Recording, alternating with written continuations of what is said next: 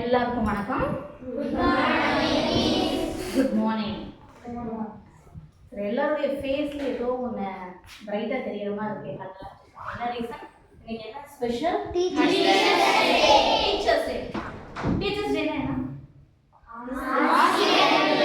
யாரோட பிறந்த நாள் நம்ம டீச்சர்ஸ் டே? ராதாகிருஷ்ணன் அவருடைய பிறந்த நாள். ஒரு ஆசிரியரா இருந்து அவர் எது வரைக்கும் இறந்தார்? டாக்டர் வரைக்கும். அதுக்கப்புறம் குடியரசு மிக உயர்ந்த பதவி. ஆசிரியர்கள் வந்து நம்மளுடைய வாழ்க்கையில ஒரு முக்கியமான பங்கு வகிக்கிறார். இது நம்மளுடைய ஜனாதிபதி, முன்னாள் ஜனாதிபதி. எல்லாருக்கும் குழந்தைங்க எல்லாத்துக்கும் பிடிச்ச ஜனாதிபதி அப்படின்னு உங்களுக்கு ஞாபகம் வருது யாரு?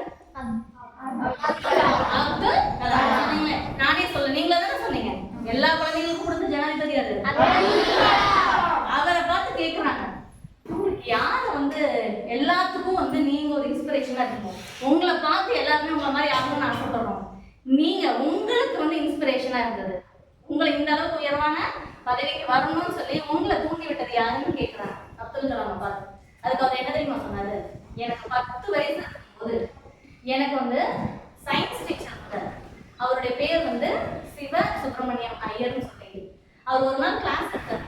பறவைகள், சயின்ஸ் கிளாஸ் வந்து பறவைகள் வந்து எப்படி பறக்கும் அப்படிங்கிற கிளாஸ் எடுத்தாரு. அந்த கிளாஸை எடுக்கும்போது எனக்குள்ள வந்து பறவைகள் எப்படி பறக்குங்கிறதையும் நான் தெரிஞ்சுக்கிட்டேன். அதே நேரத்தில் வாழ்க்கையில நான் என்னவா ஆகணுங்கிறத தெரிஞ்சுக்கிட்டேன். இன்னைக்கு நான் ஜனாதிபதியா இவ்வளவு உயர்வான இடத்துல இருக்கேன்னா அதுக்கு யார் காரணம்? என்னுடைய ஆசிரியர் சிவ சுப்பிரமணியம். இன்னொரு மீட்டிங்ல அதே மாதிரி ஒரு பொண்ணு வந்து அவருடைய 2 ஆசிரியர்கள், ஒண்ணு சிவ சுப்பிரமணிய ஐயர், இன்னொருத்தர் வந்து அப்பாத்துரை சாலமன் சொல்லிட்டு. இந்த 2 ஆசிரியர்களை பத்தி ஒரு பொண்ணு வந்து பேசுறாங்க. அப்துல் கலாம் ஐயா இருந்த ஒரு மீட்டிங்ல இவங்க 2 பேர் தான் இவருடைய ஆசிரியர்கள் சொல்லிட்டு. உடனே அவருடைய கண்ணுல இருந்து வந்து என்ன வந்தது? கண்ணுல இருந்து தண்ணீர் வந்த உடனே அந்த பொண்ணு பயமாயிடுச்சாங்க. ஏதாவது ஆசிரியர் பத்தி தப்பா பேசிட்டோமா, ஏதாவது தப்பு பண்ணிட்டோமா, அவரே அழுகுறாரேன்னு சொல்லி பயம் வந்துருச்சு. இல்லம்மா அப்படி சொல்லல, என்னுடைய ஆசிரியருடைய ஞாபகம் வந்துருச்சு. இன்னைக்கு நான் இந்த உயர்வான இடத்துல இருக்கிறேன் அப்படின்னா அதுக்கு யார் காரணம்? ஆசிரியர்கள். இந்த 2 பேரும் தான் அதுக்கான முக்கியமான காரணம். எல்லாருடைய வாழ்க்கையிலுமே யார் முக்கியமானவங்க? என்னைக்குமே. ஏன்னா மற்ற ஒரு தொழிலுக்கும் இந்த ஆசிரியர் தொழிலுக்கும் ஒரு பெரிய வித்தியாசம் இருக்கு. தன்னை விட உயர்வான ஒரு பொசிஷனுக்கு போகணும் அப்படின்னு சொல்லி பொதுவா நம்மளுடைய அம்மா அப்பா ஆசைப்படுவாங்க. என்னை விட என் பையன் நல்லா அப்படிதான் நினைப்பாங்க. அதே மாதிரி என்னை விட என் பொண்ணு நல்ல பொசிஷன் இருக்கணும், நல்லா வசதியா இருக்கணும், நல்லா படிக்கணும், எல்லா விதமான இதையும் அனுபவிக்கணும் அப்படின்னு சொல்லி அம்மாவும் அப்பாவும் நினைப்பாங்க. ஏன்னா நாம அவங்களுடைய ரத்தம். அதை தாண்டி நாம நல்லா இருக்கணும் அப்படின்னு மனசார நினைக்கிற இன்னொரு ஜீவன் யாரு? ஏன்னா அவங்க அதே ஏணி, அந்த ஏற்றி விடுற ஏணி மாதிரி அவங்க அதே சிச்சுவேஷன்ல இருப்பாங்க. ஆனா அவங்ககிட்ட பயின்ற மாணவர்கள் அவங்கள விட அடுத்தடுத்து என்ன பண்ணுவாங்க? உயர்வான நிலைக்கு போவாங்க. அதை நினைச்சு கொஞ்சம் கூட பொறாமப்படாம ரொம்பவும் மகிழ்ச்சி அடைகிற ஒரு உன்னதமான ஜீவன்கள் தான் யாரு? இன்னைக்குமே நம்ம அவங்கள நினைக்கிறோம். ஸோ அப்துல் கலாம் ஐயா அவர் வந்து இவ்வளவு உயர்வான இடத்துல இருந்ததுனால அவரை நம்ம எல்லாத்துக்கும் தெரியும். ஆனா அவருடைய ஆசிரியருடைய பேர் நான் சொன்னேன் இல்லையா? யாராவது ஞாபகம் இருந்தா சொல்றீங்களா? திருப்பி சொல்றீங்க. ஓகே, சிவ சுப்பிரமணியம் ஐயர். அப்ப எல்லாத்துக்குமே மனசுல வந்துச்சு. இன்னொருத்தர்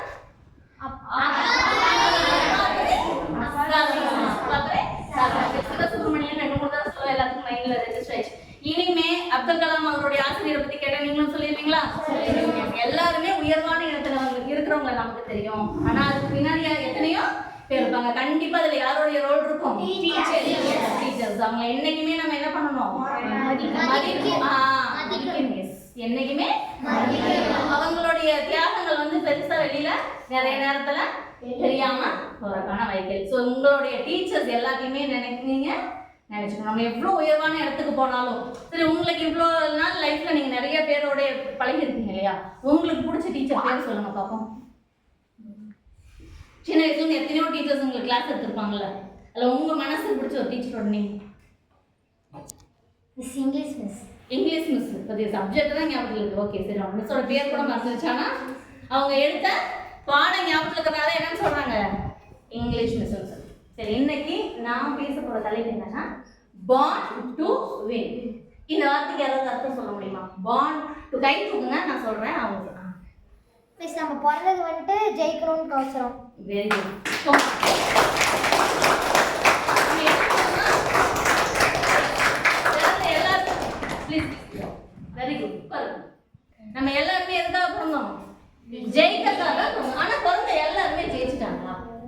லைஃப்ல எல்லாருமே ஜெயிக்கல. என்ன ஆகுது? ஒவ்வொருத்தரும் அவங்களுடைய நடவடிக்கைகளால என்ன ஆகுது? அது சேஞ்ச் ஆகுது. ஏன் இதுல ஏதோ ஒரு இது எதுவும் உங்களுக்கு ஏதோ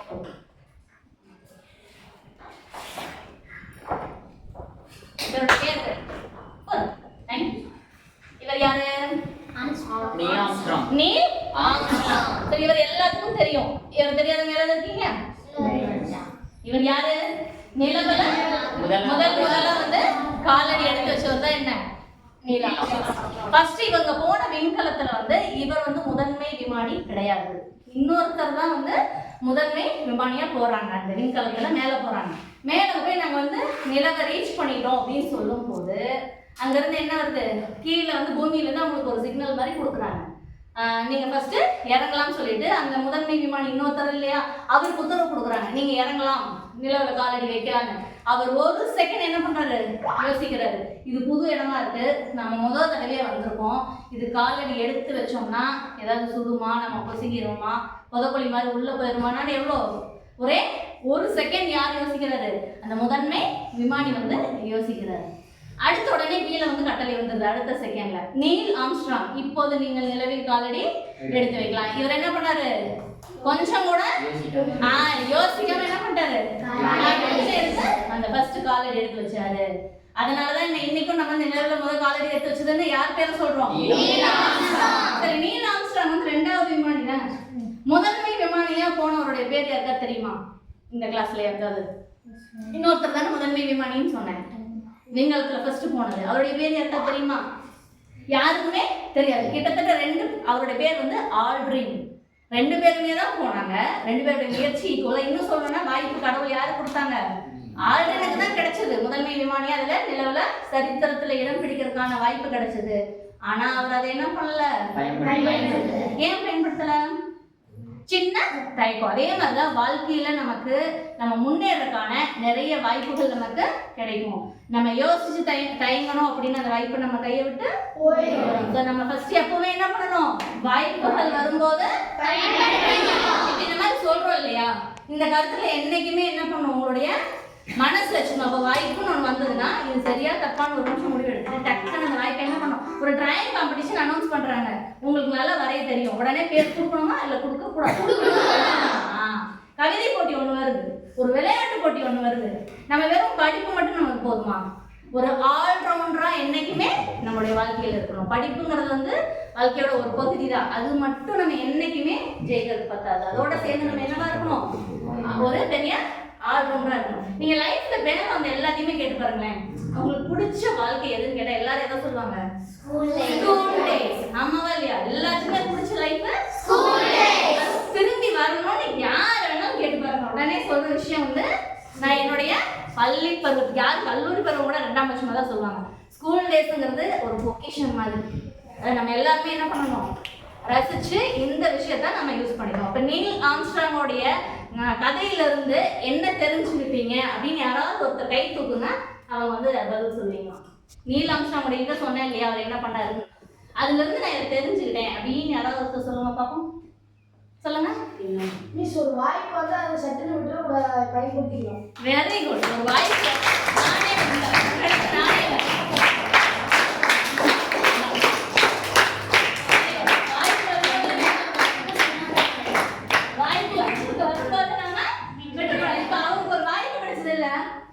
இந்த பதில் உங்களை எத்தனை பேருக்கு தெரியும்? இப்ப நான் சொன்ன பதில் அப்ப எல்லாத்துக்குமே வாய்ப்பு வந்துருது. அப்ப இந்த கருத்தை நீங்க ஃபாலோ பண்ணலாம். அப்படிதானே? வாய்ப்பு வந்தா பயன்படுத்தினா அப்பதான் நம்ம என்ன பண்ண முடியும்? born to win. நாம ஜெயிக்கணும்னா வாய்ப்பு வர்றப்ப கண்டிப்பா இனிமே மேற்கொண்டு வாய்ப்பு வரும்போது பயன்படுத்துவோமா? எல்லாமே சரி. இந்த தடவை நானே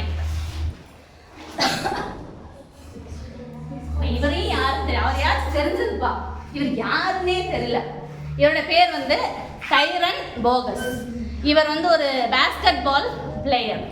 டைரன் போகஸ் ஒரு பேஸ்கெட் பால் பிளேயர். பேஸ்கெட் பால்னா என்ன? கூடைப்பந்து விளையாட்டு. கூடைப்பந்து விளையாட்டுல என்ன பண்ணுவாங்க? கூடையில இருக்கும், அந்த கூடையில கொண்டு வந்து பால் போனா தான் விளையாடுவாங்க.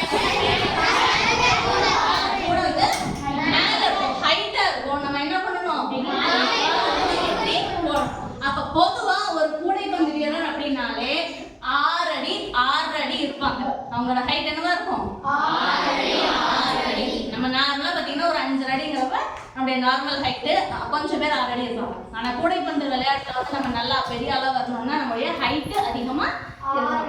நம்மளுடைய இந்த கலையின் நாயகன் இவருடைய பேர் வந்து டைரன் போகஸ். இவர் மற்றவங்களுக்கு இவர் போல வித்தியாசம் தெரியுதா? என்ன டிஃபரன்ஸ்? கம்மியா இருக்காரு. இவரோட ஹைட் பாத்தீங்கன்னா 5.3 தான், அதாவது ஒரு 5.4 அடி தான் உயரம். ஆனா உயரமா இருந்த எல்லாத்த விடவும் இவர் என்ன பண்ணியிருக்காரு, நிறைய பிரைஸ் வாங்கியிருக்காரு, அதுல ஷைன் பண்ணியிருக்காரு. அதுக்கு என்ன காரணமா இருக்கும்? எல்லாரும் அவர் ஃபர்ஸ்ட் கூட வந்து நான் போய் விளையாடுறேன்னு சொல்றப்ப என்ன பண்றாங்க, இந்த வேலையை நாம பண்ணக்கூடாது. யாராவது நம்மளோட இருக்கிறாங்க, ஒரு நல்ல ஒரு இதுக்கு போறாங்க அப்படின்னா மற்றவங்களை பார்த்து என்ன பண்ணக்கூடாது, கிண்டல் பண்ணக்கூடாது, அவங்கள வந்து மட்டமா பேசக்கூடாது, பொறாமப்படக்கூடாது. எல்லாத்தையும் நம்ம என்ன பண்ணணும், ஊக்குவிக்கணும். மற்றவங்களையும் நம்ம என்கரேஜ் பண்ணணும். இவரை சுற்றி இருந்தவங்க எல்லாரும் நீ எல்லாம் அதில் போய் என்ன பண்ண முடியும், ஜெயிக்கவா முடியும்னு. ஆனால் அவர் உள்ளுக்குள்ள வைராக்கியமாக வச்சு ஒரு நாளைக்கு 10 முதல் 12 மணி நேரம் என்ன பண்ணுறாரு, ப்ராக்டிஸ். ஸோ ஃபர்ஸ்ட் விஷயம் நம்ம நம்பணும். இவர் என்ன பண்ணாரு, நீ யார் வேணா என்ன வேணா சொல்லிக்க, என் மேல இப்போ நம்மளும் என்ன பண்ணணும், நம்ம மேல நமக்கு நம்பிக்கை இருக்கணும். என்னால சாதிக்க முடியும், எனக்கு எது பிடிச்சிருக்கோ அதை நான் கண்டிப்பா செய்வேன். நம்ம மேல நம்ம நம்பிக்கை வைக்கணும், விடா முயற்சி. இன்னொரு முக்கியமான குணம் மூணாவது என்னன்னா, இந்த தள்ளி போடாமல் இருப்பது அப்படின்னு இருக்கணும். போஸ்ட்போன் பண்றது. அது இன்னைக்கு வந்து படிக்கணும் அப்படின்னு யோசிச்சிருப்பேன். இன்னைக்கு மாஸ்டர் வந்து ஒரு எக்ஸாம் ஒரு டெஸ்ட் கொடுத்துருக்காங்க, ஒரு கொஸ்டின் கொடுத்துருக்காங்கன்னு சொல்லி உங்களுக்கு 2 நாள் லீவ் இருக்கு. வீட்டுக்கு போன உடனே யாருப்பா ஃபர்ஸ்ட் படிப்பீங்க? 2 நாள் லீவ் இருக்கு, அவங்களுக்கு வந்து என்ன கொடுத்துருக்காங்க, டெஸ்ட் ஹோம்ஒர்க் டெஸ்ட்டும் கொடுத்துருக்காங்க. 2 நாள் லீவ் இருக்கு. போன உடனே அன்னைக்கு அந்த ஹோம்ஒர்க் எத்தனை பேர் பண்ணுவீங்க?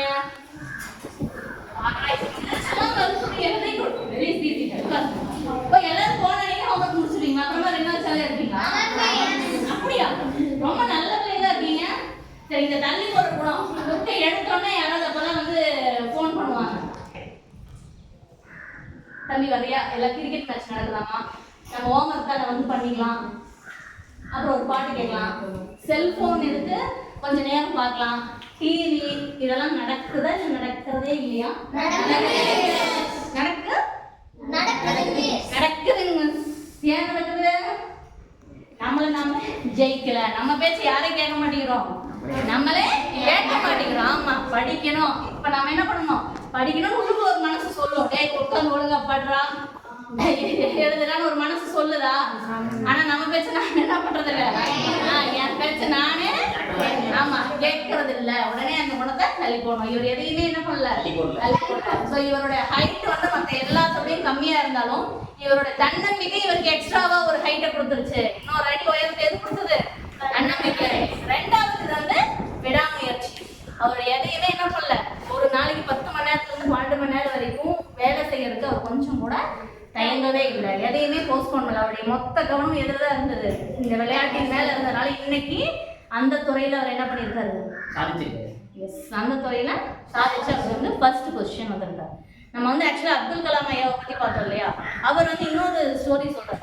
அவர்கிட்ட கதிரேஷன் சொல்லிட்டு ஒரு கார் டிரைவர் வேலை செஞ்சுட்டு இருந்தார். அவர் எங்கேயாவது போறதுன்னா கதிரேஷனை தான் கூப்பிட்டு போவாரு, அவர் வண்டி ஓட்டுவார். கதிரேஷன் பார்த்தீங்கன்னா அவருக்கு எப்பவுமே பழக்கம் இருக்கு. ஒரு 2 மணி நேரம் மீட்டிங் அப்படின்னா இவங்க போயிட்டா கார் டிரைவர் சும்மா தானே இருப்பாங்க. உடனே அவர் என்ன பண்ணுவாரு, ஒரு புத்தகத்தை எடுத்து படிப்பாரு. அதுவும் எல்லாம் நல்ல நல்ல புத்தகங்களா எடுத்து படிப்பாங்க.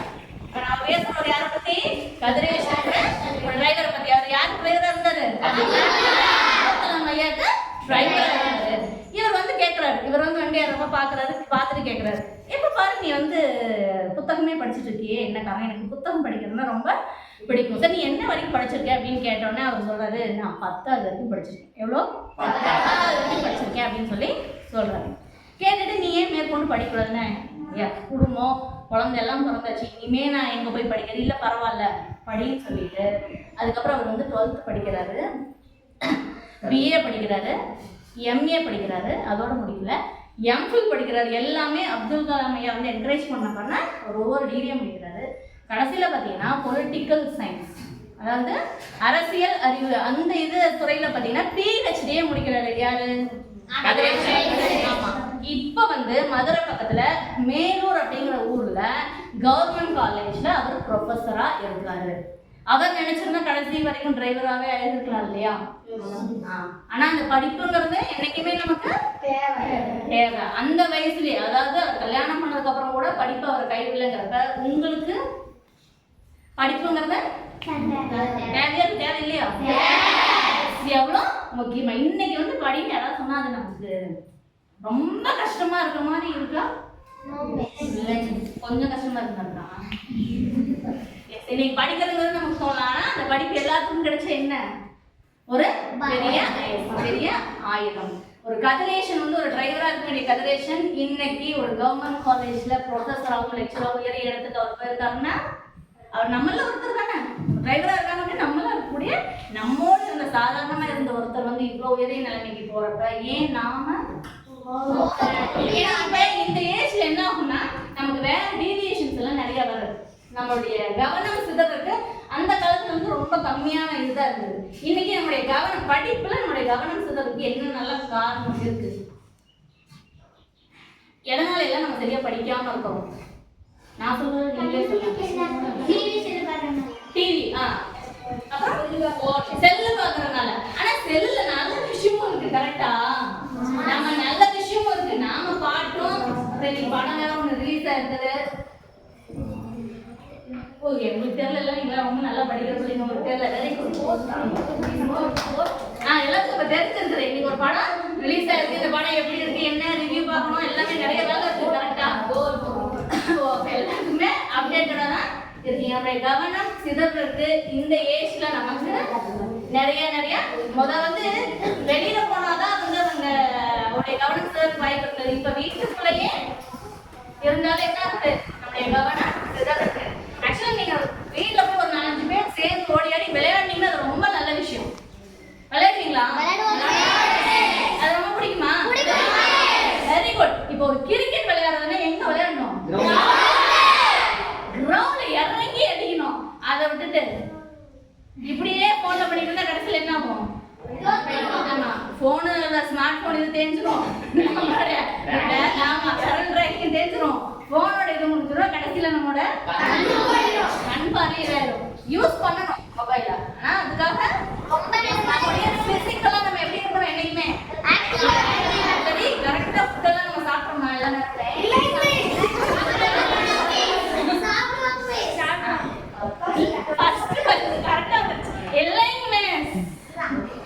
காலையில பிரேக்ஃபாஸ்ட் கண்டிப்பா சாப்பிடணும். ஆனா நாம தான் என்ன பண்றோம்? ரூல் என்ன தெரியுமா? காலையில வந்து நல்லா சாப்பிடணும், அதை விட கம்மியா மத்தியானம் சாப்பிடணும், அதை விட கம்மியா நாம என்ன பண்றோம்? காலையில சாப்பிட்டோம். ஆமா, என்னமோ அப்படிதான் அப்படி வந்து ஸ்கூலுக்கு வந்து படிக்கிற மாதிரி சரியா சாப்பிட்டும் சாப்பிடும் அந்த வேலையை பண்றோமா? இனிமே பண்ணக்கூடாது. சரியா? நம்முடைய உணவு. ஏன்னா இந்த ஏஜ்ல வந்து நம்முடைய ஹெல்த்ல நிறைய growth இருக்கும். கரெக்டான நேரத்தில் நம்முடைய உணவை எடுக்க வேண்டியது நம்முடைய கடமை. நம்ம ஹெல்த் நம்ம நல்லா பார்க்கணும். நம்ம வந்து மற்றவங்களுக்கு சப்போர்ட் பண்றோம் இல்லையா, நமக்கு நாம என்ன ஆயிடக்கூடாது, பாரமா ஆயிடக்கூடாது. இப்ப இருக்கிற உணவுல வந்து எது சத்தான உணவுன்னு சொல்லி தேடி நம்ம கரெக்டா சாப்பிட வேண்டிய ஒரு ஏஜ் தான் வந்து இந்த ஏஜ். நம்முடைய கவனம் யாராலையும் என்ன பண்ணக்கூடாது, ரொம்ப க்ளோஸ் ஃப்ரெண்டா கூட இருக்கலாம், ரொம்ப க்ளோஸ் ஃப்ரெண்டா கூட இருந்தா அவங்க தப்பான வழியை நமக்கு காட்டினா நாம தான் என்ன பண்ணணும்? சரி, இது தப்பு. எவ்வளவு க்ளோஸ் ஃப்ரெண்டா இருந்தாலும் தப்பா இருந்தா நான் வந்து என்ன பண்ண மாட்டேன், தப்புக்கு துணை போக மாட்டேன். அவங்களையும் திருத்த வேண்டிய டியூட்டி யாருக்கு இருக்கு? அவங்களுக்கு தான் இருக்கு. ஏன்னா நம்ம யாரு? ஜெயிக்க வரணும். இந்த வேலையெல்லாம் பண்ணணும், கடைசியா ஜெயிக்க முடியுமா? ஆமா, ஜெயிக்க முடியாது. என்ன பண்ணணும்? கரெக்டா வந்து பிசிக்கல் ஒர்க், இந்த விளையாடுறது அந்த மாதிரியான விஷயங்கள் எல்லாமே வந்து கரெக்டா நீங்க செய்யணும். இது எல்லாமே செய்யும் போது நம்மளும் நல்லா இருப்போம், நம்ம கூட இருக்கவங்களும் நல்லா இருப்பாங்க. சரி, யாராவது வந்து இதுல இருந்து ஒரு ரேண்டமா ஒரு இது எடுங்க.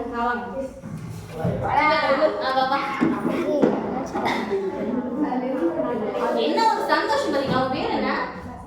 தசரதன். ஓகே, தசரதன் பேர்ல அவ்வளோ எனக்கு ஒரு 100 வருஷம் கல்வி. சூப்பர். எது தோணுது எடுங்க பார்ப்போம்.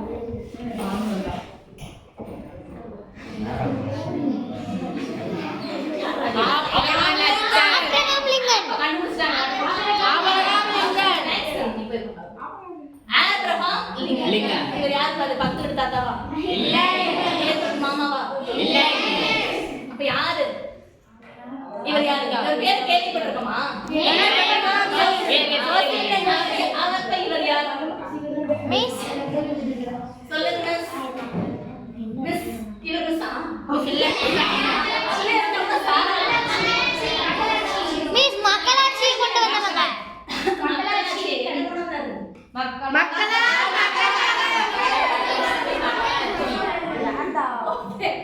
எந்த நாட்டுல இருக்கா? இவருடைய அப்பா வந்து என்ன ஒரு தொழில் பண்ணிட்டு இருந்தாரு? டீ கடை இல்ல இல்ல. இப்போ உள்ள பிரதமர் தான் பண்ணாரு. இவருடைய அப்பா வந்து ஒரு செருப்பு தைக்கிற தொழிலாளியா இருக்காரு. இவர் வந்து இவர் போஸ்டிங் எடுத்த உடனே வந்து எல்லாரும் வாழ்த்து தெரிவிப்பாங்க இல்லையா? அப்ப வாழ்த்தும் போது அதுல ஒருத்தர் வந்து ரொம்ப கிண்டலா சொல்றாரு, வாழ்த்துக்கள் லிங்கன், நீங்க வந்து அமெரிக்காவோட ஜனாதிபதியா ஆயிட்டீங்க. ஆனா ஒன்ன ஞாபகம் வச்சுக்கோங்க, நான் கால்ல போட்டிருக்க ஷூ வந்து உங்க அப்பா இப்படின்னு சொன்னா இப்ப யாரோ ஒருத்தர் அந்த இடத்துல நம்ம இருக்கோம், நீங்க உடனே நமக்கு எப்படி கோவம் வரும்? ஆமா, ஒண்ணு கோவம் வரும், இல்லைன்னா கண்ணீர் வரும். ஒரு மாதிரி அவமானமா நம்ம அதை நினைப்போம், ஆமாவா இல்லையா? ஆனா இவர் என்ன பண்ணாருன்னா, ரொம்ப நன்றி, நான் பதவி ஏற்றுக்கும் போது எங்க அப்பாவை ஒரு சில கடங்கள் நான் மறந்துட்டேன், எங்க அப்பாவை பத்தி நீங்க கரெக்டான நேரத்துல ஞாபகப்படுத்தினீங்க, ரொம்ப நன்றி. இந்த நீங்க போட்டிருக்க ஷூ வந்து எங்க அப்பா தைச்சு கொடுத்ததா? வா சூப்பர். எங்க அப்பா இறந்து ஒரு 10-15 வருஷம் ஆச்சு.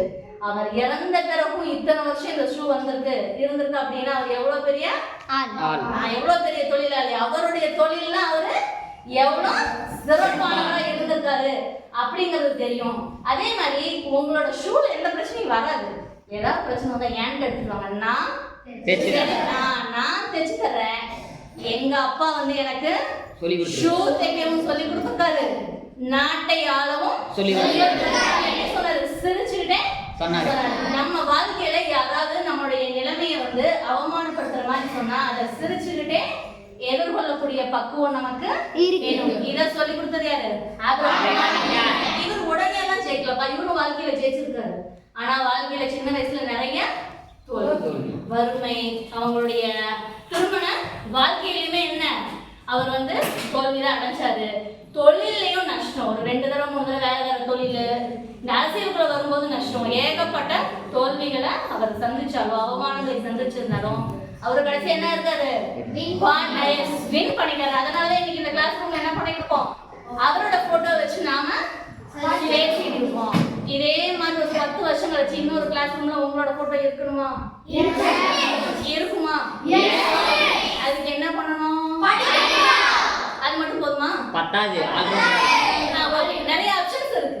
சோ நம்மளோட இத வந்து நான் இவரை நம்ம இன்ஸ்பைரிங்கா நினைக்கிறத விட இதே மாதிரி இன்னொரு இடத்துல யாரோட போட்டோ இருக்கணும்? நம்ம போட்டோ, உங்களோட போட்டோ வச்சு சொல்லணும் உங்களை பத்தி. அந்த மாதிரி ஒரு உயர்வான இடத்திற்கு போகணும். இடத்துக்கு நம்ம என்னைக்குமே மூவ் பண்ணணும். இவரோட வாழ்க்கையில இருந்து நம்ம கண்டிப்பா கத்துக்க வேண்டியது என்ன, மற்றவர்கள் நம்மளை கேள்வி பேசினாலும் அவமானப்படுத்தினாலும் அதை எப்படி எதிர்கொள்ளணும்? சிரிச்சுட்டு என்ன பண்ணணும்? கவுண்டர் அடிக்கணும். அதுக்கு வந்து நமக்கு ஒரு இப்ப கோவம் வர நேரத்துல கோவப்படுறதுலாம் ஒரு தைரியம் வேணுமா? கோவம் வர நேரத்துல அமைதியா இருக்கிறது என்ன வேணும்? தைரியம் இருக்கணும். இனிமே கோவப்பட சொல்லல அமைதியா இருக்கீங்களா? அடி தடி எல்லாம் முன்னாடி போய் நிப்பீங்களா? இந்த பக்கத்துல ஸ்ட்ராங்கா இல்லை இங்கிலீஷ்னு வந்துச்சு, இந்த பக்கம் கொஞ்சம் ரொம்ப அமைதியா இருப்பீங்களா?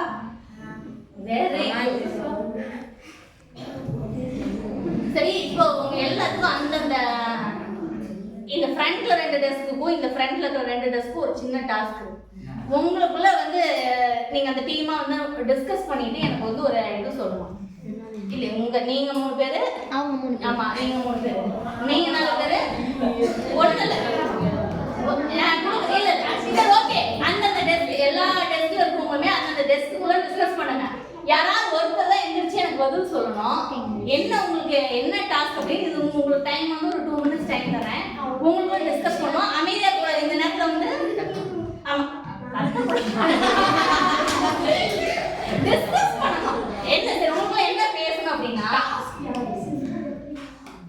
நான் முதலமைச்சர் ஆனா என்ன சட்டம் வந்து எடுத்துட்டு வரேன். ஃபர்ஸ்ட் ஒரு சட்டம் எடுத்துட்டு வரேன்னா என்ன சட்டம், அதுக்கு என்ன காரணம், அது நீங்க டிஸ்கஸ் பண்ணுங்க. அந்த இதுக்குள்ள டிஸ்கஸ் பண்ணுங்க. உங்களோட டைம் ஒருத்தர் தான் எனக்கு எந்திரிச்சு பதில் சொல்லணும். ஒவ்வொரு டீம்ல இருந்தும் ஒவ்வொருத்தர்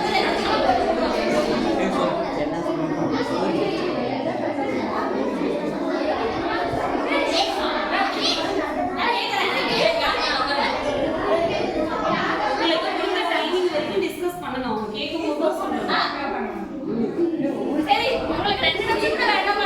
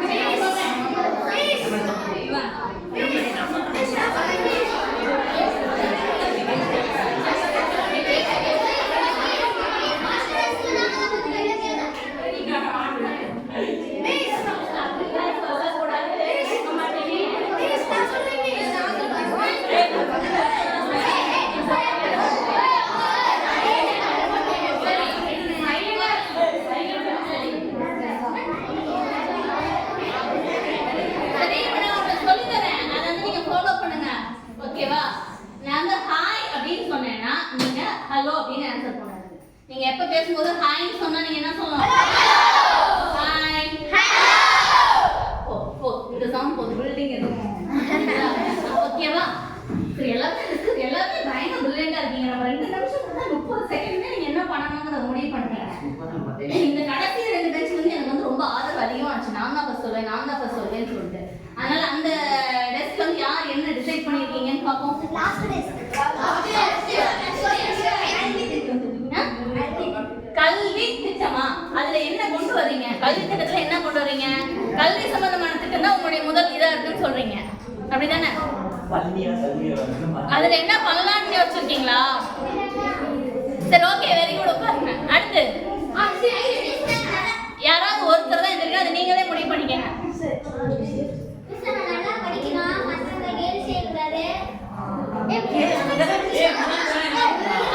இல்ல ஓகே, நீங்க வந்து என்னோட கேள்வி வந்து கரெக்டா புரிஞ்சுக்கிட்டீங்களான்னு தெரியல. நீங்க முதலமைச்சர் ஆனீங்க அப்படின்னா என்ன சட்டம் கொண்டு வருவீங்க அப்படிங்கறதான் கேட்டேன். சொல்லுங்க. இப்ப கொண்டு வந்திருக்காங்களா? இப்ப இருக்கு. இப்ப எல்லாருக்கும் இலவச கல்வி தானே? நான் இப்ப இருக்கு, எல்லாரும் ஆல்ரெடி இருக்கு. நம்மளுக்கு கீழே இப்ப நீங்க சொல்லிக்கிறீங்க மிஸ், ஒருத்தர் பத்தி செருப்பு தைக்கிறவங்களே அவங்க பர்டிகுலர் அந்த மாதிரிலாம் கொண்டு வருவீங்க மிஸ். அவங்க எல்லாருக்குமே கல்வி இப்ப ஆக்சுவலா அது கிட்டத்தட்ட இருக்கு. இலவச கல்வி திட்டம்ங்கிறது இருக்கு. Okay, very good. இப்ப இருக்கு, இப்ப எல்லாருக்கும் இலவச கல்வி திட்டம் இருக்கு. யோசிங்க. ஓகே, உட்காருங்க. Very good. நீங்க சொல்லுங்க, சும்மா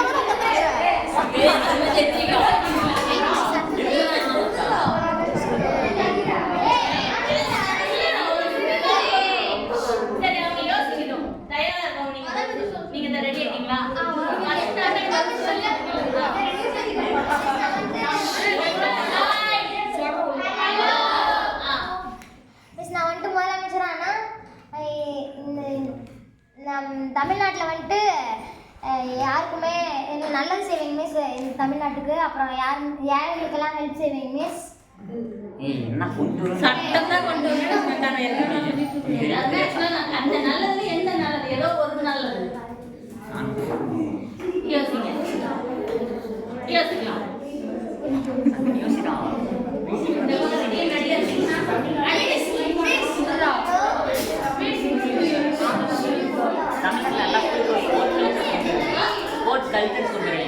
ஸ்போர்ட்ஸ்ல வந்து இம்பார்ட்டன்ஸ் கொடுத்து இது பண்ணுவீங்க. எல்லா இடத்துலயுமே ஸ்போர்ட்ஸ்க்கான இம்பார்ட்டன்ஸ் கொடுப்பீங்க.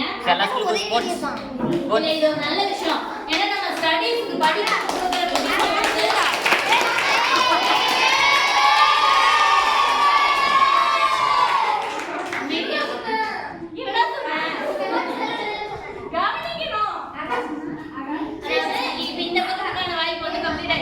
நம்ம ஸ்டடீஸ்க்கு கொடுக்குற இம்பார்ட்டன்ஸ் கொடுக்கறது இல்லை. ஏன்னா ஒலிம்பிக் போட்டி அப்படின்னு போறப்ப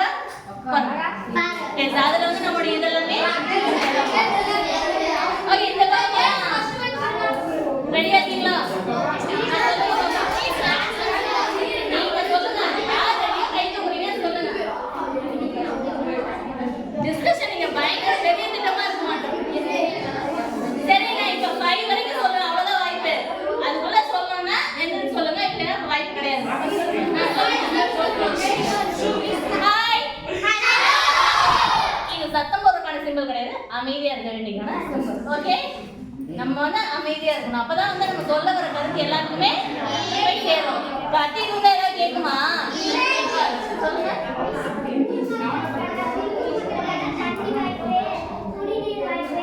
குடிநீர் வந்து எல்லா இடத்துக்கும் போய் சேர்ற மாதிரி அப்படிங்கிற இந்த விஷயம் சொல்றாங்கன்னா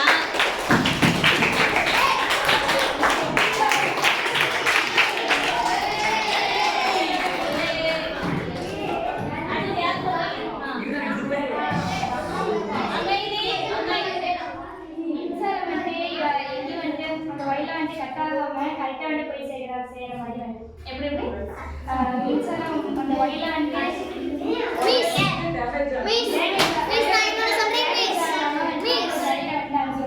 கரெக்டா மின்சார வசதி வந்து எல்லா இடத்துக்கும் கரெக்டா சேர்ற மாதிரி. இந்த இடத்துல உங்களுக்கு அந்த மின்சார சம்பந்தமான ப்ராப்ளம் அடிக்கடி இருக்குல்ல? உங்க ஊர்ல அந்த பிரச்சனை இருக்கு.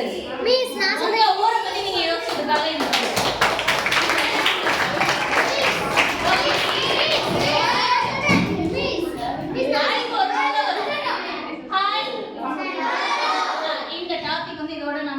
கம்ப்ளீட் பண்றோம். ஏன்னா வாய்ப்பு வந்தோடனே என்ன பண்ணிக்கணும், நீல் ஆம்ஸ்ட்ராங் மாதிரி முடிச்சுக்கணும். நம்ம அமைதியா இருக்கிறப்ப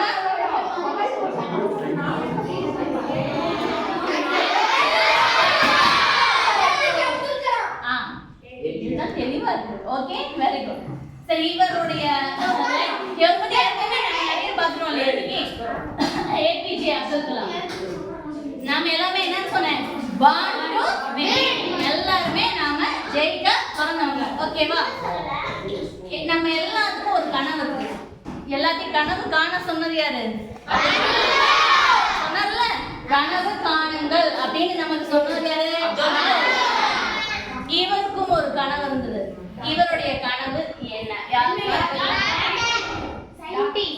சயின்டிஸ்ட். இவருடைய கனவு சயின்டிஸ்ட் கிடையாது, டாக்டர் கிடையாது. இல்ல, இவர் படிச்சது வந்து ஏரோநாட்டிக்கல் இன்ஜினியரிங். ஏரோநாட்டிக்கல் இன்ஜினியரிங் முடிச்சுட்டு இவர் ஆசைப்பட்டது வந்து நம்முடைய இந்த விமான படை இருக்கு இல்லையா, ஏர்போர்ட்ஸ்ல ஒரு பைலட் ஆகணுங்கிறதா இவருடைய கனவு வந்து என்ன, பைலட் ஆகணும். இனிமே வந்து அப்துல் கலாமோட கனவு என்னன்னு கேட்டா எல்லாரும் சொல்லிருக்காங்க. அதுக்கப்புறம் உயர்ந்த கொஸ்டின்லாம் வந்ததுக்கு அவருடைய கனவு வேறையா இருந்தது. ஆனா இவர் படிக்கும் போது இவர் ஆசைப்பட்டது ஒரு விமானப்படையில ஒரு ஜெட் பைலட்டா, ஜெட் விமானத்தை வந்து ஓட்டணும் அப்படிங்கிறது இவருடைய கனவா இருந்தது. அதுக்கான எக்ஸாம் நடக்கும் இல்லையா, ஏர்போர்ஸ். அதுவும் இல்லாம நம்முடைய ராணுவத்துடைய இதை வந்து ஓட்டணும் அப்படின்னா அதுக்கான எக்ஸாம்ஸ் வந்து அட்டன் பண்றாங்க. 10 பேர் வந்து அந்த எக்ஸாம் அட்டன் பண்றாங்க. அதுல பாத்தீங்கன்னா 9 பேர் பாஸ் ஆயிடுறாங்க. ஃபெயிலான ஒருத்தர் இவர் தான் வந்து ஃபெயிலார். நல்ல வேலை இவர் ஃபெயிலார். அதனாலதான் நமக்கு ஒரு அழகான விஞ்ஞானியும் கிடைச்சாரு, ஒரு ஜனாதிபதி கிடைச்சாரு. சில தோல்விகள் கூட நமக்கு ஒரு நல்ல விஷயத்த கொடுக்கலாம். ஆனா இவர் வந்து என்னதான் இவர் ஃபெயில் ஆனாலும் இவர் வந்து அடுத்த கொஸ்டின் போனாலும் இவருக்குள்ள என்ன கனவு இருந்துட்டே இருந்துச்சு, நான் பைலட் ஆகி ஒரு ஜெட் விமானத்தை நான் ஓட்டணும்ன்ற அந்த கனவு அவருக்குள்ள இருந்துகிட்டே தான் இருந்தது. அந்த கனவு அவரை விட்டு கடைசி வரைக்கும் என்ன இப்ப ஜனாதிபதி என்னன்னு சொல்லுவோம், முப்படைகளின் அந்த விமானப்படைக்கு இவர் என்ன ஆனாரு, தளபதியா ஹெட்டா ஆனதுக்கு அப்புறம் அப்ப இருந்த விமானப்படையோட உயர் அதிகாரிட்ட கேட்கிறாரு, நான் இந்த மாதிரி ஒரு பைலட் ஓட்டணும், ஒரு ஜெட் விமானத்தை ஓட்டணும்னு சொல்றப்ப அவங்க சொல்றாங்க, நீங்க ஒரு 6 மாசம் ட்ரைனிங் எடுக்கணும். அவருடைய ஜனாதிபதி வேலைக்கு நடுவுல 6 மாசம் அவர் என்ன பண்றாரு, ட்ரைனிங் எடுத்து அவர் ஆசைப்பட்டபடியே ரஷ்யால இருந்து வந்த ஒரு அந்த போர்படையில யூஸ் பண்ணுவாங்க இல்லையா ஒரு ஜெட், இதை வந்து கடைசியில போட்டாரு. அவர் நினைச்சிருந்தா சின்ன பையனா இருந்தப்ப நான் ஆசைப்பட்டேன், இவ்வளவு பெரிய கொஸ்டின், விமானப்படையே எனக்கு கீழே தான் இருக்கு, ஏன்னா நான் தான் முப்படைகளை அவர் பிரசாந்த வேலை பண்ணாம இருக்கலாம்ல. ஆனா அவ்வளவு பெரிய நிலைமைக்கும் பொசிஷன் போனதுக்கு அப்புறம் கூட அவர் என்ன பண்ணாரு? தன்னோட கனவை இப்ப உங்க எல்லாத்துக்கும் ஒரு கனவு இருக்கும் இல்லையா? அதை நிறைவேற்றணுமா பண்ணணுமா?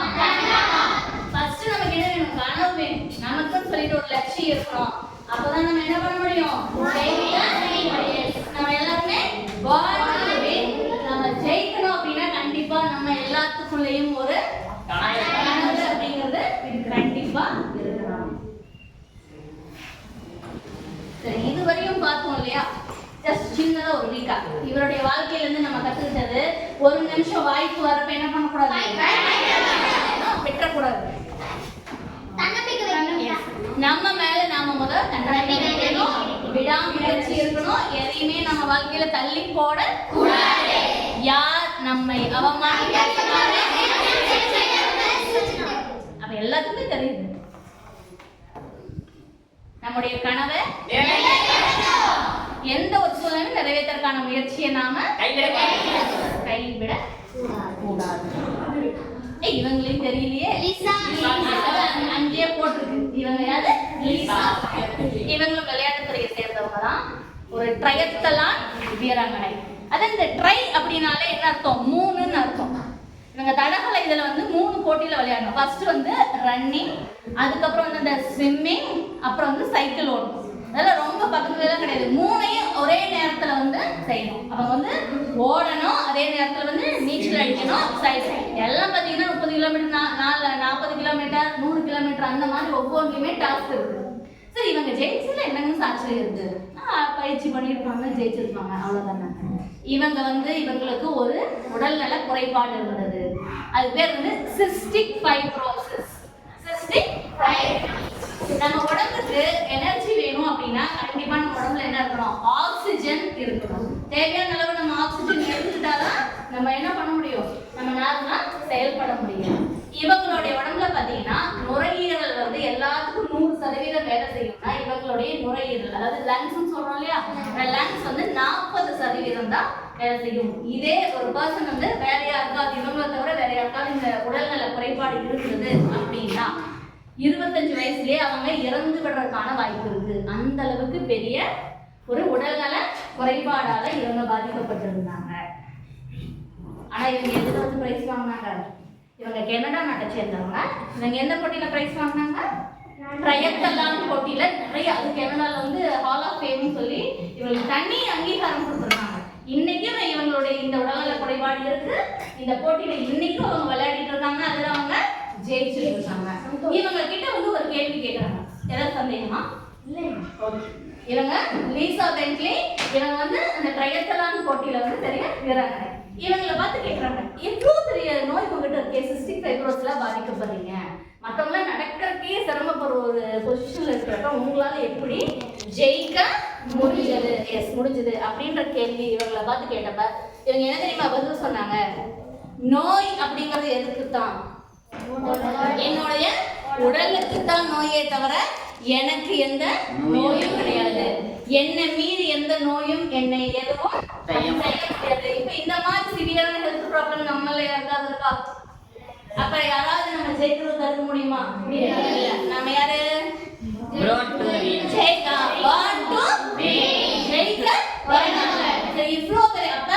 நம்ம சொல்லக்கூடாது இனிமே எனக்கு மேக்ஸ் வராது, மூச்சு விடவே வராது, எவ்வளவு பெரிய விஷயத்த சாதிச்சிருக்கோம் சொல்லலாம். இந்த இவங்களுடைய ஹெல்த் இஷ்யூக்கு முன்னாடி நம்ம maths, physics, chemistry, algorithm, geometry இதெல்லாம் ஏதாவது கஷ்டமா? ஒரு சப்ஜெக்ட் கஷ்டம் அப்படிங்கிறது எதுலதான் இருக்கு? நம்மளுடைய மனசுலதான் இருக்கே தவிர எந்த சப்ஜெக்ட்டுமே கஷ்டம் கிடையாது. அதை வந்து நம்ம இவங்க சொன்னாங்கல்ல, அதே மாதிரி நமக்கு எதெல்லாம் கஷ்டம், இதெல்லாம் நமக்கு வராது அப்படின்னு யோசிக்கிறீங்களோ அது எல்லாமே ஒரு நோய் அப்படிங்கிற மாதிரி பாருங்க. நோய்ங்கிறது எங்கதான் இருக்கு? இருக்கு. மற்றபடி மனசுல எனக்கு எந்த நோயும் இல்ல. எந்த சப்ஜெக்டாவது நம்ம இனிமே கஷ்டம் சொல்லுவோமா? எதுலதான் இருக்கு? நம்ம நினைச்சா எந்த எக்ஸாமையும் வந்து நம்மளால கிளியர் பண்ண முடியும். எப்படி படிக்கணுங்கிறது தான் முக்கியம். சரி, படிக்கிறப்ப எப்படி படிப்பீங்க? ஃபர்ஸ்ட் டைமே வந்து ரொம்ப சீரியஸா அப்படியே படிச்சுட்டே இருக்கீங்களா? நீங்க ஒரு பாடம் நடத்துறாங்க அப்படின்னா எப்பவுமே ஃபர்ஸ்ட் டைம் என்ன பண்ணணும்னா ஜஸ்ட் ஒரு தடவை நாம அப்படியே படிக்கணும். ரசிச்சு படிங்க, ஒரு டென்ஷன் இல்லாம சாதாரணமா படிங்க, மகிழ்ச்சியா படிங்க. ஏன்னா நாம வந்து ரொம்ப கஷ்டப்பட்டு படிக்கிறதெல்லாம் பாத்தீங்கன்னா நம்முடைய மேல இருக்கக்கூடிய மெமரியில தான் ஸ்டோர் ஆகும். டென்ஷன் இல்லாம நார்மலா சும்மா படிக்கிறதுங்கிறது நம்முடைய ஆழ் மனதுல என்ன ஆகும், அது வந்து கரெக்டா வந்து பதிவாகுது. எந்த டென்ஷனும் இல்லாம கூலா படிச்சோம்னா ஆழ் மனதுல அது அப்ப தெரியாது, எப்ப தேவையோ அப்ப தெரியும். சில நேரத்துல நம்ம தூரத்து சொந்தக்காரங்களை வந்து பார்ப்போம், ஒரு 4 வருஷம் 5 வருஷம் கழிச்சு பார்த்தோம்னா அவங்க முகம் தெரியும், ஆனா அவங்க பேர் வந்து நமக்கு மறந்துடும். இந்த மாதிரி உங்களுக்கு நடந்திருக்கா? இப்ப அவங்க பேர் வந்து உங்க ஆள் மனசுல இருக்கும், ஆனா டக்குன்னு பாக்குறப்ப உங்களுக்கு வந்து அவங்களுடைய பேர் வந்து ஞாபகத்துல வராது. ஆனா 2 நாள் கழிச்சு டக்குன்னு ஞாபகத்துக்கு வரும். கரெக்டா ஆள் மனசுல இருக்கிற எல்லா விஷயமுமே நமக்கு தேவையானப்ப நமக்கு வெளியில வரும். அவ படிக்கிறப்ப எப்பவும் நாம எப்படி படிக்கணும்? கூலா ஃபர்ஸ்ட் ஒரு தடவை படிக்கணும். அதுக்கப்புறம் என்ன பண்ணணும்? செகண்ட் டைம் படிக்கும்போது அதை வந்து மனப்பாடம் பண்ணணும், மனசுல பதிய வைக்கணுங்கிற மனசோட அடுத்த தடவை வந்து நம்ம படிக்கணும். அதுக்கப்புறம் அந்த மாதிரி படிச்சதுக்கு அப்புறம் நம்ம கண்ணு மூடி என்ன பண்ணணும், நம்ம படிச்சது எல்லாம் அப்படியே சின்னதா வந்து ஒரு ரிவைண்ட் பண்ணோம், என்னென்னலாம் படிச்சோம்னு சொல்லி பாருங்க.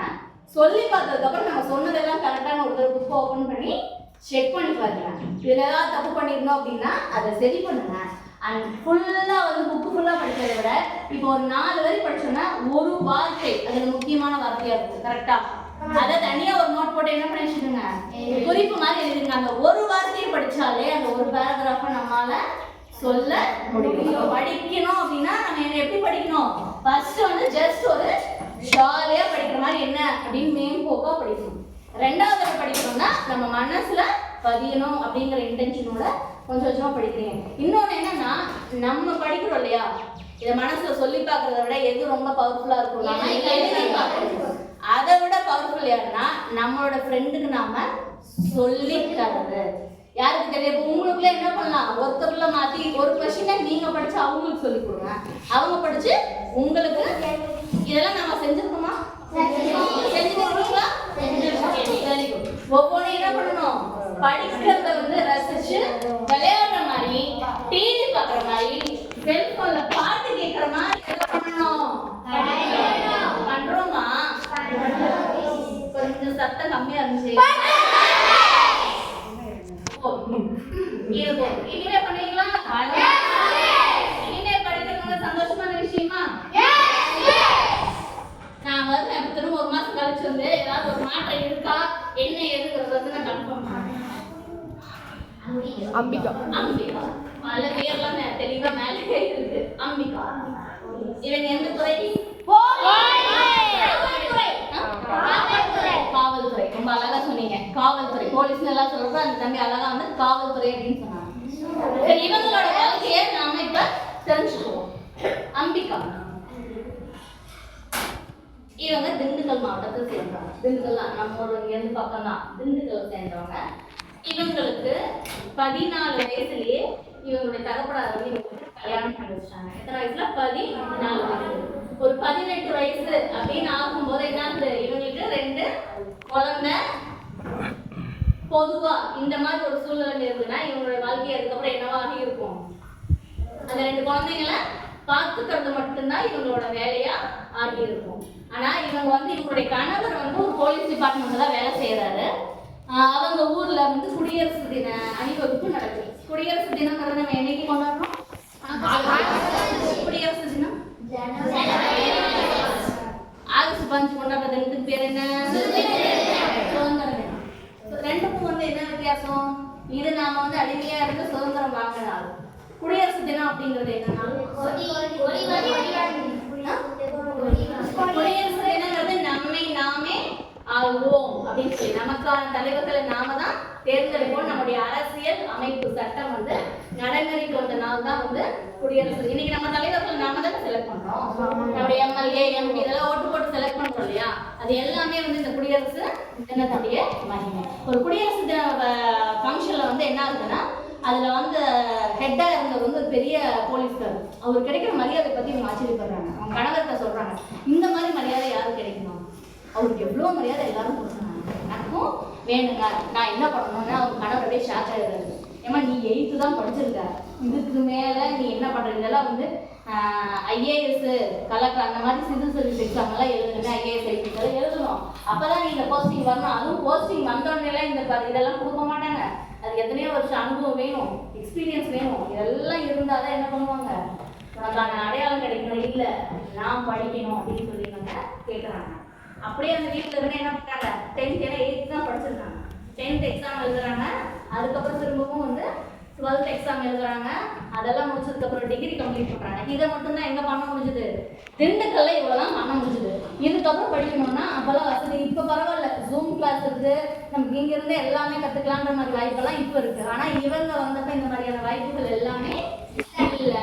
இவங்க எங்கே போகிற மாதிரி இருந்தது, சென்னைக்குள்ள இவங்களுடைய எக்ஸாம் எல்லாம் படிக்கிற மாதிரி இருந்தது. கணவர் சொல்றாரு, குழந்தைங்களை நான் பார்த்துக்கிறேன், நீ போய் படிமா அப்படின்னு சொல்லி அவர் என்கரேஜ் பண்ணுறாரு. இவங்க போகிறாங்க, சென்னை போகிறாங்க, எக்ஸாம் எழுதுறாங்க. ஃபர்ஸ்ட் டைம் எழுதுறாங்க, ஃபெயில் ஆகிடுறாங்க. செகண்ட் டைம் எழுதுறாங்க, ஃபெயில் ஆகிடுறாங்க.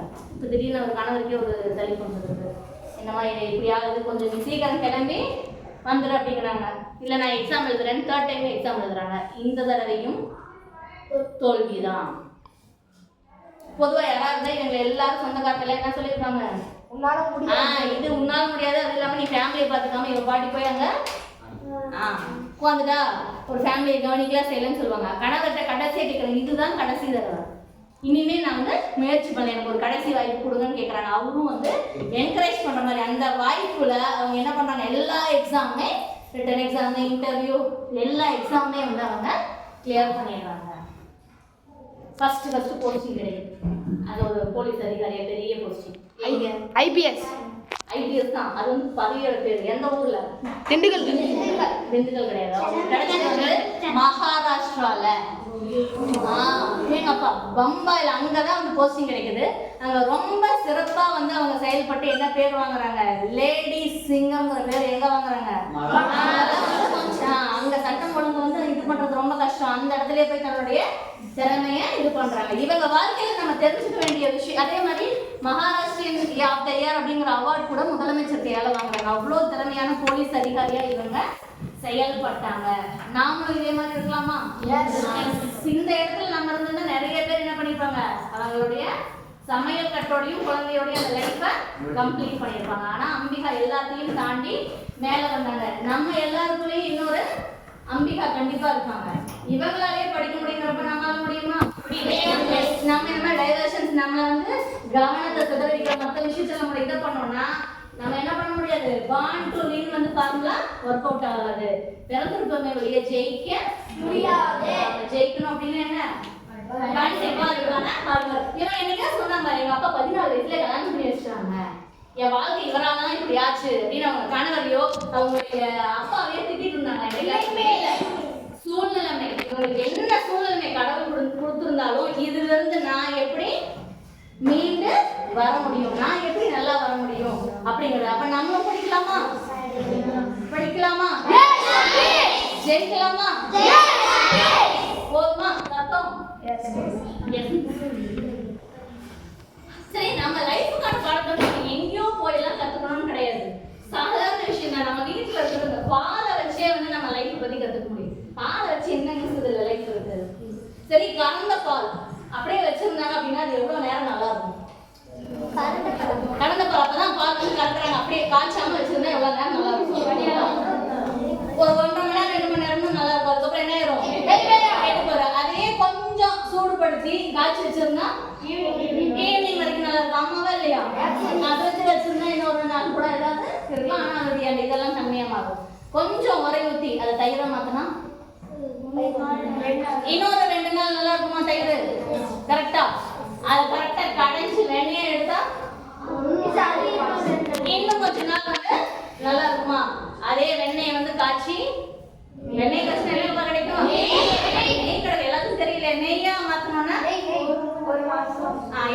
அப்ப பால் வந்து வெறும் பாலாவே நம்ம இப்ப எப்படி இருக்கோமே இதே மாதிரியே நாம இருந்தோம் அப்படின்னா சீக்கிரம் கெட்டு நமக்கு மதிப்பு போயிடும். நம்ம எப்படி இப்ப இருக்கோமோ இதே மாதிரியே இருந்தோம் அப்படின்னா நமக்கு மதிப்பு போயிடும். கொஞ்சம் கஷ்டப்பட்டு பாலை காய்ச்சி வச்சா சாயந்தரம் வரைக்கும் நல்லா இருக்கா? அப்ப கொஞ்சம் கஷ்டப்பட்டு ஏதாவது ஒரு ஹார்ட் ஒர்க் பண்ணி ஒரு விஷயத்த நம்ம சாதிச்சோம் அப்படின்னா நம்மளுடைய மதிப்பு கொஞ்சம் உயரும். இன்னும் கொஞ்சம் கஷ்டப்பட்டு அடுத்தது வந்து தயிரா மாறும்போது என்ன ஆகுது, நம்முடைய மதிப்பு இன்னும் கொஞ்சம் அதிகமாகும். அந்த தயிரா இருந்து அடுத்து அதுல இருந்து வெண்ணெய் எடுக்கிறப்ப நல்லா இருக்கணும். ரொம்ப நாள் நல்லா இருக்கிறது மட்டும் கிடையாது, ஒரு பக்கம் மதிப்பு அதிகமாயிட்டே போகுது. 10 ரூபா இருந்த மதிப்பு இருந்தாங்க 100 ரூபாக மாறுது. நம்முடைய மதிப்பு 10 மடங்காகும் 20 மடங்காகும். எப்பதான் ஆகும், நம்ம வந்து முயற்சி பண்ணி கொஞ்சம் கஷ்டப்பட்டு ஹார்ட் ஒர்க் பண்ணி ஏதோ ஒரு புதிய விஷயத்தை கற்றுக்கிட்டு நம்ம செய்யும் போது நம்முடைய மதிப்பு என்ன ஆகும், நம்மளுடைய மதிப்பை உயர்த்திக்கலாமா? எஸ். நம்ம பாலை கூட வந்து நம்மளுடைய வாழ்க்கையில ஒரு பாடமா நாம கண்டிப்பா வந்து என்ன பண்ணலாம், எடுத்துக்கலாம். எடுத்துக்கிறீங்களா? நம்முடைய மதிப்பு இப்படியே இந்த பால் அப்படிங்கிற சிச்சுவேஷன்ல இருக்கட்டுமா, இல்ல நெய்யா மாற போறோமா? அதுக்கு என்ன பண்ணணும்? ஃபர்ஸ்ட் விஷயம் முதல்ல வந்து நம்மளுடைய அம்மா அப்பா அவங்களுக்கு கரெக்டான ஒரு மரியாதையை கொடுக்கணும். நாம கொடுக்குறோமா? நம்முடைய பேரண்ட்ஸ்க்கு நம்முடைய கரெக்டான ரெஸ்பெக்ட் கொடுக்குறோமா?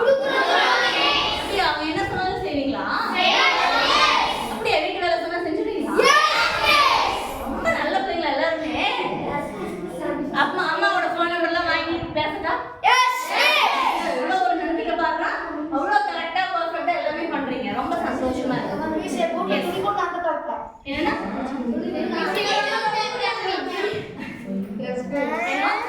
பாட்டிக்கு ஹெல்ப் பண்ணுவீங்க. பாட்டிக்கு ஹெல்ப் பண்ணுவீங்க. ஓகே. அம்மாவையும் அப்பாவையும் நம்ம என்னைக்குமே மதிக்கணும். என்னைக்குமே மதிக்கணும். அவங்களுக்கு தெரியாம எந்த விஷயத்தையும் நாம நமக்கு ஒரு பிரச்சனை அப்படின்னா ஃபர்ஸ்ட் நம்ம யாருக்குமே சொல்லணும். அவங்கள பத்தி நம்ம என்னைக்குமே பயப்படக்கூடாது. நம்மளுடைய நண்பர்களாகவும் அவங்க தான், நம்மளுடைய ஆசானா இருக்கிறது அவங்க தான், ஒரு குருவாக்கும் அம்மாவை எல்லாமே இருக்கிற அவங்க 2 பேரையுமே நம்மளுடைய வாழ்க்கையில என்னைக்குமே மறக்க கூடாது. அம்மா எத்தனை மாசம் சுமக்குறாங்க? அப்பா ஆயுசு முழுக்க. Very good. அப்பா வந்து ஆயுசு முழுக்க அவருக்காக சொல்லி ஃபர்ஸ்ட் எதிரிக்க அப்பா அவருக்காக வாங்குவாங்களா? இல்ல. முதல்ல வந்து என்ன பண்றாங்க, ஒவ்வொரு மாதமே அந்த 10 மாசம் வந்து அம்மா எப்படியோ வேலை எல்லாமே அனுபவிச்சுதான் நமக்காக வந்து, இன்னும் சொல்லணும்னா அந்த குழந்தை பிறந்ததுக்கு அப்புறம் கூட ஒரு 3 மாசம் கரெக்டா எதுவுமே அவங்க சாப்பிட மாட்டாங்க. ஏன்னா இது சாப்பிட்டா இது சாப்பிட்டா குழந்தைய பாதிக்கும். அந்த ஒவ்வொரு மாசமே ஒவ்வொரு விதமான வேதனைய அவங்க அனுபவிச்சுதான் நமக்கு இந்த பிறவிய கொடுத்துருக்காங்க. அதை நம்ம என்னைக்குமே என்ன பண்ணக்கூடாது, நம்முடைய பேரண்ட்ஸ் கொடுக்குற மதிப்பை என்னைக்குமே குறைக்க கூடாது.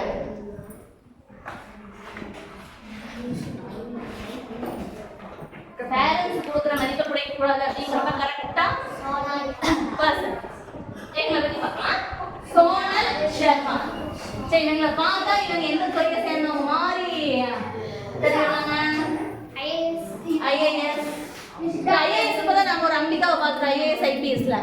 இவங்களுடைய தகப்பன் வந்து இவங்களை பத்தி நான் சொல்றேன். இவங்களுடைய அப்பா வந்து ஒரு பால்காரர், மில்க்மேன், பால் வியாபாரம் தான். என் வீட்டுல ஒரு என்ன இருக்குது, ஒரு மாட்டு கொட்டாய் இருக்குது. அதுல காலையில அம்பிகாவோட வேலை, அம்பிகா கிடையாது, சோனல் சர்மா, இவங்களோட வேலை காலையில எழுந்திரிச்சாங்க அப்படின்னா அந்த மாட்டோட எல்லாத்தையுமே சுத்தம் பண்ணணும், பால் கறக்கணும், வீடு வீடா கொண்டு போய் என்ன பண்ணணும், கொண்டு போய் பால் ஊத்திட்டு வரணும். விற்கணும் அப்படிங்கிறது ரெகுலரா யார் பார்க்காங்களோ அவங்க வீடு தானே ஊற்றுவாங்க டெய்லி. இது எல்லாமே இவங்க செஞ்சதுக்கு அப்புறம் தான் இவங்க பள்ளிக்கூடத்துக்கே போக முடியும். இத்தனை வேலையும் செஞ்சாலும் லைப்ரரிக்கு போற ஆள் யாரு? லைப்ரரி தெரியுதாப்பா? இவங்க வந்து லைப்ரரிக்கு போற ஆள் யாரு? அவ்வளவு நல்லா படிப்பாங்க. கிளாஸ்ல வந்து ஃபர்ஸ்ட் மார்க். ஆனா வீட்டுல எல்லாம் வேலையும் செஞ்சுட்டு அவங்க அந்த மாட்டுக்கொட்டை இருக்கு இல்லையா, அது தகர டப்பா இருக்குமாமா, அதை வச்சுதான் அது மேல புக் வச்சுதான் இவங்க படிச்சாங்க. இவங்க படிச்சு ஹார்ட் ஒர்க் பண்ணி அந்த ஒரு எக்ஸாம் எழுதுறாங்க. அந்த எக்ஸாம்ல நல்ல ஒரு கொஸ்டின் வந்து யாருமே அவ்வளோ சீக்கிரம் சின்ன வயசுல யாருமே கிளியர் பண்ணாத அந்த எக்ஸாம் வந்து இவங்க கிளியர் பண்ணியிருக்காங்க. யாரு? சோனல் சர்மா. இவங்க எந்த பதவிக்காக வந்து எக்ஸாம் எழுதுனாங்க தெரியுமா? ஒரு ஜட்ஜா ஆகிறதுக்கான எக்ஸாம். ஒரு மிகப்பெரிய இளம் வயதிலே வந்து ஒரு ஜட்ஜா ஆகிறதுக்கான எக்ஸாம் தான் எழுதுறாங்க. ஜட்ஜாவும் அவங்க ஆறாங்க. இவங்களை கேட்குறப்ப வந்து சொல்றாங்க, நீங்க வந்து எப்படி உங்களுடைய வெற்றிக்கு என்ன ரகசியம் என்னன்னா, அவங்க சொன்ன ஒரே வார்த்தை வந்து, எனக்கு எங்க அப்பான்னா ரொம்ப பிடிக்கும், அவர் மேல நான் மதிப்பும் மரியாதையை வச்சிருக்கேன். அவங்க அப்பா வந்து ஒரு பால்காரர் தான், இவங்க எல்லா வேலையும் வாங்குறாரு. அப்ப கூட இவங்க வந்து அவங்க அப்பா மேல இருக்கக்கூடிய மதிப்பை வந்து எந்த விதத்துலன்னா அந்த அளவுக்கு உயர்வான இடத்தை அவங்களுடைய பேரண்ட்ஸ்க்கு. எங்க அப்பா வந்து வசதி கம்மியானவர், எனக்கு வசதியான அப்பா கிடைச்சிருந்தாருன்னா எனக்கு வந்து இது கிடைச்சி இதை வாங்கி கொடுத்துருப்பாங்க, அதை வாங்கி கொடுத்துருப்பாங்க அப்படிங்கிற மாதிரி எண்ணம் என்னைக்குமே நமக்கு வரக்கூடாது. நமக்கு கடவுள் கொடுத்த வரம் தான் யாரு? அப்பாவும் அம்மாவும் நம்ம கடவுள் கொடுத்த வரம். நமக்காக அவங்க எத்தனையோ தியாகம் பண்ணியிருக்காங்க. என்னைக்குமே அவங்க மேல நமக்கு இருக்கக்கூடிய மதிப்பையும் மரியாதையும் விடக்கூடாது. இவங்க வந்து அவ்வளோ சீக்கிரமெல்லாம் முன்னேறிடல. இத்தனை வேலையும் செஞ்சு ஹார்ட் ஒர்க் பண்ணா கூட இருக்கிறவங்களே கூட என்ன பண்ணுவாங்க, அவங்கள பார்த்து உன் பக்கத்துல இருந்து என்ன வருது, சாணியோடைய ஸ்மெல் வருதுன்னு அந்த கிண்டல் எல்லாம் பண்ணிடுறாங்க. ஆனா எத்தனை பேர் பண்ணாலும் அவங்களுடைய குறிக்கோள்ல கண்ணா இருந்தேன். அதனால நம்மளும் என்ன பண்ணணும், நமக்கும் ஒரு குறிக்கோள் இருக்கணும். என்னைக்குமே அதை நோக்கி நாம நம்மளுடைய குறிக்கோளை நோக்கி என்னைக்குமே நாம நடக்கணும். அப்பதான் நம்ம என்ன பண்ண முடியும், நம்ம பிறந்ததுக்கு ஜெயிக்கணும் அப்படின்னா நம்ம குறிக்கோளை விட்டு நம்ம என்னைக்குமே அதுக்கெல்லாம் ஃபர்ஸ்ட் என்ன இருக்கணும், நமக்குன்னு சொல்லி ஒரு குறிக்கோள் முதல் இருக்கணும். நம்ம என்ன ஆக போறோம். இப்போ ஏதாவது ஒரு வெளியூர் போகணும்னு வைங்களேன், நீங்க பஸ் ஸ்டாண்ட் எல்லாம் போயிட்டீங்க. பஸ் ஸ்டாண்ட் அதாவது ஒரு 2 நாள் தேவையான ட்ரெஸ்லாம் எடுத்து வச்சாச்சு, ஸ்நாக்ஸ் எடுத்தாச்சு, தண்ணி எடுத்தாச்சு, எல்லாம் எடுத்தாச்சு. ஆனா எந்த ஊருக்கு போறதுனே தெரியலன்னா அந்த ஊருக்கு போக முடியுமா? நம்மளுடைய குறிக்கோள் என்ன, நாம எதை வந்து சாதிக்கணும்னு நினைக்கிறோம், எதை அச்சீவ் பண்ணணுங்கிறத ஃபர்ஸ்ட் நமக்கு தெரியணும். எல்லாரும் ஒரு 9th அப்படிங்கிறப்ப இன்னும் ஒரு வருஷத்துல நம்ம எதை முடிவு பண்ண வேண்டிய சிச்சுவேஷன் வந்துடும். ஃபர்ஸ்ட் குரூப் எடுக்கிறதா, செகண்டா, தேர்டா, கம்ப்யூட்டர் சயின்ஸா, எந்த குரூப் எடுக்கிறதுங்கிறத முடிவு பண்ணணுமா? அதுதான் நம்மளுடைய எதிர்காலத்தை வந்து தீர்மானிக்க போகுது. இப்பவே நமக்கு எது பிடிச்சிருக்கு, எது பிடிக்கல, எது நமக்கு எதுல இன்ட்ரெஸ்ட் இருக்கு. ஏன்னா நம்ம மனசுக்கு பிடிச்சது செஞ்சோன்னா எப்பவுமே நாம ஜெயிப்போம். அதான் வந்து இந்த நெக்ஸ்ட் பர்சன் சொல்ல கருத்துறோம். ஸ்டீவ் வாஸ்னியா. சரி, எல்லாரும் ஆப்பிள்ங்கிற பேர் வந்து எல்லாரும் கேள்விப்பட்டிருக்கீங்களா? ஆப்பிள் அப்படிங்கிற பேர் எல்லாரும் கேள்விப்பட்டிருக்கீங்களா? ஆப்பிள் அப்படின்னா நம்ம உடனே ஞாபகத்துக்கு வருதுங்க ஆப்பிள். ஆப்பிள் என்ன ஞாபகத்துக்கு வரும்? ஆப்பிள்ங்கிறது ஒரு பல ஞாபகத்துக்கு வருது. ஆனா இப்ப ஆப்பிள் அப்படின்னா எல்லாத்துக்கும் என்ன ஞாபகத்துக்கு வரும்? போனே எல்லாத்துக்குமே ஞாபகம். ஆப்பிள் போனை உருவாக்குறது வந்து 2 பேர். ஒருத்தர் வந்து ஸ்டீவ் ஜாப்ஸ், இன்னொரு வந்து ஸ்டீவ் வாஸ்னியாக். இவர் தான் வந்து அதை உருவாக்குறாரு. இவரை பார்த்து ஏன்னா இன்னைக்கு எல்லாருமே போன்லயே வந்து எது பெஸ்ட், இதை வந்து சரி ஓகே இவ வெற்றியின் ரகசியம் இவர்கிட்ட கேட்போம் அப்படின்னு சொல்லி எல்லாம் போய் பேட்டி எடுக்கிறாங்க. ஐபோனோட ரகசியம் என்ன, ஆப்பிள் கம்பெனியோட ரகசியம் என்ன, உங்க வெற்றியின் ரகசியம். ஏன்னா நீங்களாம் ஜெயிச்சிட்டீங்க, பார்ன் டு வின் ஃபார்முலா அப்படி இவங்க ஜெயிச்சிட்டாங்க. நீ எதிர்காலத்துல ஜெயிக்கிற இந்த மாதிரி நிறைய பேர் இருக்கிறாங்க. இவங்களுக்குலாம் சொல்லுங்க, நீங்க வந்து என்ன உங்களுடைய வெற்றியின் ரகசியம் என்ன அப்படின்னு கேட்கிறாரு. அவர் சிரிச்சே சொல்றாரு, ஒன்றும் இல்லை, எங்களுக்கு பிடிச்சதை நாங்கள் செஞ்சோம். அவர் சொன்ன ஒரே வார்த்தை என்ன, எங்களுக்கு பிடிச்சது. அப்போ ஆப்பிள் கம்பெனியை வந்து அவங்க இது பண்ண அவங்களுக்கு அந்த விஷயம் ரொம்ப பிடிச்சிருந்தது. இந்த நண்பன் படம் பார்த்துருப்பீங்க இல்லையா? எல்லாருமே பார்த்துருப்பாங்க. எத்தனை தடவை ஜிடிவியில் போட்டாங்க, அதை பார்க்காம இருக்க முடியல. என்ன நண்பன் படத்தில் வந்து அதில் இந்த ஸ்ரீகாந்த்ங்கிற கேரக்டர் என்னவாக விரும்பியிருப்பாங்க, வைல்ட் லைஃப் போட்டோகிராஃபர். ஆனா அதுக்கு பதிலா அவங்க பேரண்ட்ஸ் எதுல சேர்த்திருப்பாங்க, அவரால் சக்சஸ் பண்ண முடிஞ்சதா? முடியல. நம்ம மனசுக்கு பிடிச்சதை செஞ்சோம் அப்படின்னா நம்ம என்ன ஆக முடியும், சக்சஸ் ஆக முடியும். நமக்கு என்ன பிடிச்சிருக்கோ அந்த சப்ஜெக்டை நம்ம செலக்ட் பண்ணணுமே தவிர ஏற்று வீட்டுக்காரங்க அந்த சப்ஜெக்ட் செலக்ட் பண்ணாங்க, சொந்தக்காரங்க சொன்னாங்க அப்படிங்கறதுக்காக நம்மளுடைய துறையை நாம எது நமக்கு பிடிச்சிருக்கா, இதுதான் உயர்வான துறை, இது வந்து தாழ்வான துறைன்னு எந்த துறையுமே நமக்கு இல்லை. எல்லாமே என்ன உயர்வான விஷயம்தான். நமக்கு எது பிடிச்சிருக்கோ அதை செஞ்சோம் அப்படின்னு என்ன பண்ணலாம், நாம ஜெயிக்கலாம். திருக்குறள் ஒன்று சொல்றேன் கேளுங்க. பிறப்புக்கும் எல்லா உயிருக்கும் சிறப்பொவ்வா செய்தொழில் வேற்றுமையான். இதுக்கு 2-3 அர்த்தம் இருக்கு. நான் சொல்ற பிறப்புல வந்து எல்லாருமே சமந்தான். பிறப்புக்கும் எல்லா ஒக்கும் எல்லாத்துக்கும் ஈக்குவல் தான். அவங்க வாங்கக்கூடிய பேர் வந்து எதை வச்சிருக்குன்னா சிறப்பொவ்வா. செய்யற தொழிலையே நம்ம எவ்வளவு சிறப்பா செய்யறோம், படிக்கிறதையே எவ்வளவு சிறப்பா செய்யறோம். இப்ப நீங்க டாக்டரா தான் ஆகணும்ன்ற அவசியம் இல்லை. ஒரு நர்ஸா இருந்தா கூட அந்த வேலையை எப்படி செய்யணும், கரெக்டா செய்யணும். எந்த தொழில் வேணா நம்ம செலக்ட் பண்ணிக்கலாம். அந்த தொழில்ல நாம முழு ஈடுபாட்டையும் முழு அர்ப்பணிப்பையும் கவனத்தையும் கொடுக்கணும். இது உயர்வானது இது தாழ்வானதுங்கிற வித்தியாசம் கிடையாது. எல்லாருமே சமம் தான். ஆனா எல்லா டீச்சர்ஸும் இருந்தாலும் யாரோ ஒருத்தர் நமக்கு ரொம்ப பிடிக்கும் இல்லையா? ஏன் அதை அவங்க சிறப்பா செஞ்சதுனால. ஸோ பிறப்புக்கும் எல்லா உயிருக்கும் சிறப்பவா செய்தொழில்.